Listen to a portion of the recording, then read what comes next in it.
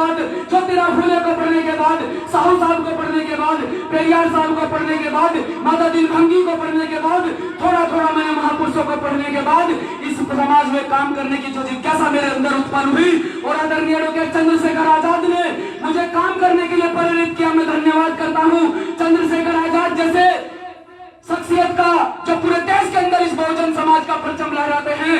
लोग क्या कहते हैं, हमें लोगों की परवाह नहीं है, लेकिन इतना कहते हैं 21 जुलाई 2015 के बाद आज ये समाज सर को गर्व से उठाकर चलता है और गर्व से कहता है कि मैं मोनियासी बहुजन समाज का व्यक्ति हूँ, मेरा नाम ये है और मैं फलानी बिरादरी से आता हूँ। क्योंकि आज अगर समाज के किसी व्यक्ति के साथ गलत होता है तो सबसे पहले भीम आर्मी के लोग निकल कर आते हैं, बोलो आते कि नहीं? सबसे पहले भीम आर्मी के लोग निकल कर आते हैं। तो इतना विश्वास आप लोगों को दिलाते हैं कि आप विश्वास बनाए रखें, लेकिन समाज को तोड़ने के लिए कुछ लोग आपके बीच में आएंगे भी और आपको बदलाएंगे भी। आपको नहीं टूटना है। मुझे पता है खटके गांव के अंदर जब मैं बोलता हूँ और मेरी आवाज घरों तक जाती है तो मेरी माता पहले निकल कर आती है। पहले एक माँ खड़ी थी यहाँ पर, अब धीरे धीरे देखो ये आपके बच्चों के काम का नतीजा है।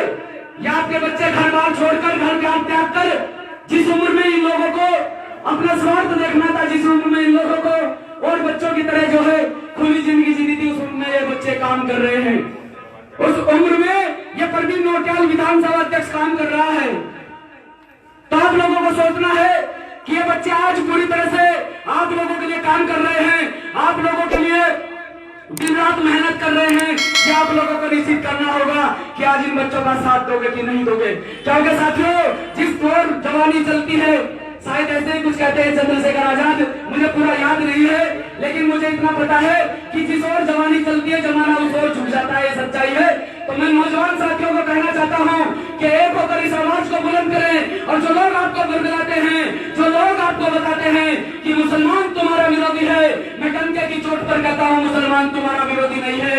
1 2 3 4 5 10 अपराध हर समाज में हो सकते हैं, 10 गलत व्यक्ति हर समाज में हो सकते हैं, लेकिन 1 2 10 व्यक्तियों के गलत होने से कभी पूरा समाज गलत नहीं हो सकता है।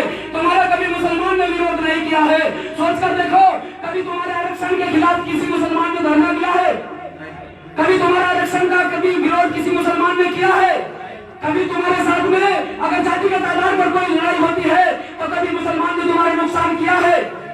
ये सच्चाई है। 1 2 अपवाद हर समाज में हो सकता है, 1 2 गलत व्यक्ति हर समाज में हो सकता है, लेकिन 1 2 गलत व्यक्ति होने की वजह से हम पूरे समाज को दोष नहीं दे सकते हैं। तो इतना याद रखें, आज ये मुस्लिम समाज के लोग पूरी तरह से हमारे साथ में कंधे से कंधा मिलाकर चल रहे हैं, आदरणीय डॉक्टर चंद्रशेखर आजाद को मजबूत कर रहे हैं।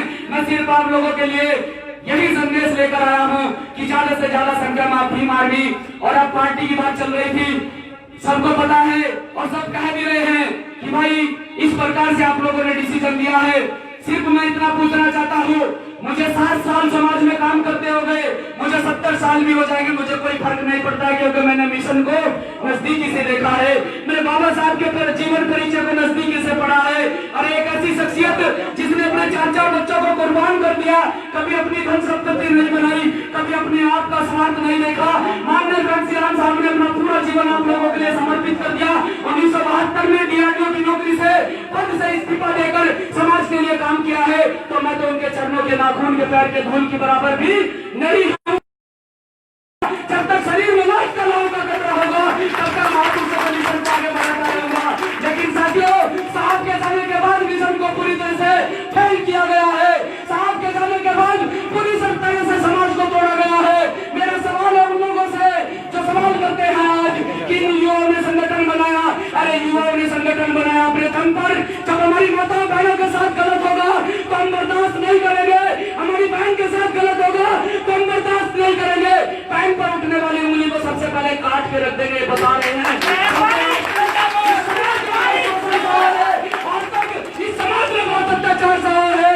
मेरा सवाल है आप लोगों से कि जिस व्यवस्था ने हम लोगों को 5000 साल से लगातार प्रताड़ित किया है, आजादी के बाद भी व्यवस्था के लोग हम लोगों को प्रताड़ित करते हैं, हमारी बहनों की इज्जत के साथ खेलते हैं। मैं आप लोगों से पूछना चाहता हूँ कि ऐसी व्यवस्था के लोगों को अगर हम अपने घर की चाबी दे देंगे, अपने घर का मुखिया बना देंगे, क्या वो लोग हमें कुर्सी पर पसंद करेंगे? बताओ मुझे, अगर ऐसे ब्राह्मणों के अंदर ठाकुरों के हाथ में मैं पूरी तरह से खोल कर कहता हूं कि साहब कहा करते थे तिलक तराजू और तलवार, इनको जूते मारो चार, क्योंकि साहब का नारा था साहब 80% पर काम करते थे। साहब बहुत ही संघर्षशील व्यक्ति थे, बहुत ही स्वाभिमानी व्यक्ति थे, तो इसलिए उन्होंने कहा था तिलक तराजू और तलवार, इनको जूते मारो चार, क्योंकि इन लोगों ने हमारा लगातार 5000 वर्षों से शोषण किया है। ये लोग कभी हमारे नहीं हो सकते हैं, क्योंकि हर क्षेत्र में देख लीजिए जातिगत आधार पर अगर कोई आप पर शोषण करता है, जातिगत आधार पर कोई हमारी बहन के साथ में गलत करता है, तो ये वही लोग हैं। तो मुझे बताइए, जिस सत्ता की चाबी, जिस घर की चाबी हमने इन ब्राह्मणों के हाथ में सौंप दी है, क्या ब्राह्मण तुम्हें कुर्सी पर देखना पसंद करेगा? और कभी तुम्हें कुर्सी पर देखना पसंद नहीं करेगा। इसलिए कहना चाहता हूं नौजवान साथियों, आज आदरणीय एडवोकेट चंद्रशेखर आजाद ने निर्णय लिया है, वो आपकी राय होगी, आपकी सहमति होगी कि आप किस प्रकार से संगठन में, पार्टी में काम करते हैं। लेकिन मैं एक बार फिर से कहूंगा, सोचकर समझकर निर्णय लेना। आज भीम आर्मी, आजाद समाज पार्टी के लोग आपके साथ में पूरी जोर से आपके साथ में खड़े हैं। माता बहनों के मान सम्मान में गर्दन कटाने से भी पीछे नहीं हटते, ये सच्चाई है। आप लोगों के लिए इतना ही मैसेज लेकर आया था, लेकिन सिर्फ मेरा एक सवाल है, मेरे बड़े बुजुर्गों ने, मेरी माताओं बहनों ने और मेरे जितने भी पिता तुल्य बुजुर्ग यहाँ पर बैठे हैं, उन्होंने इस समाज को जो है कुछ देने के लिए बहुत मेहनत की है। और जब व्यक्ति मेहनत करता है, उसके खून पसीने की कमाई हुई मेहनत अगर किसी और के हाथ में चली जाती है तो उसे कैसा लगेगा, ये आप लोगों को देखना पड़ेगा। मेरे बाद में करना, बाद में करना, 5 मिनट रुक जाओ। तो मैं सिर्फ इतना पूछना चाहता हूं कि अगर मेरे बड़े बुजुर्गों ने 10 साल 20 साल किसी संगठन में काम किया, किसी पार्टी में काम किया, तो सिर्फ मेरा इतना सवाल है कि उस व्यक्ति को प्राथमिकता क्यों नहीं दी गई है? क्या उसका काम ही था बस? क्या सारी चीज पैसे से होती है? सिर्फ इतना पूछना चाहता हूं कि इसके 10 साल 20 साल 50 साल की मेहनत का नतीजा उस व्यक्ति को क्यों नहीं मिला है? जो व्यक्ति जमीनी स्तर पर जुड़ा होता है, जो लोगों की बातों को सुनता है, लोगों के सुख दुख में खड़ा होता है, मैं तो सिर्फ इतना कहना चाहूंगा, उस व्यक्ति के साथ में खड़े हों, उस व्यक्ति को मजबूत बनाने का काम करें। जय भीम, जय भीम आर्मी। तो मैं यार